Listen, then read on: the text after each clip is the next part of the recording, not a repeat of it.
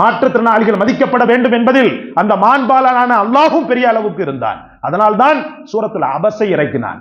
அபஸ வ தவல்லா.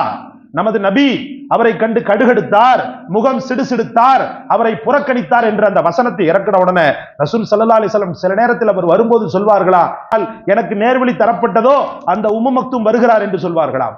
அந்த அளவுக்கு அவரை பெருமைப்படுத்தினார்கள் முஹம்மது ரசூலுல்லாஹி ஸல்லல்லாஹு அலைஹி வஸல்லம். அது மட்டுமல்ல, தான் மதீனாவில் இல்லாத காலமெல்லாம் அவரை அமீராக நியமனம் செய்தார்கள். ஒரு பார்வையற்றவரை அமீராக நியமனம் செய்வது என்பது எவ்வளவு பெரிய ஆச்சரியம். தட்டு தடுமாறி வீட்டில் கூட சரியாக நடக்க முடியாதவர். அப்படிப்பட்ட உம்மு மக்தூமை இந்த சமூக அரங்கத்தில் பெரிய அளவுக்கு பட்டொலி வீசி பிரகாசிக்க செய்தவர்கள் முஹம்மது ரசூலுல்லாஹ்.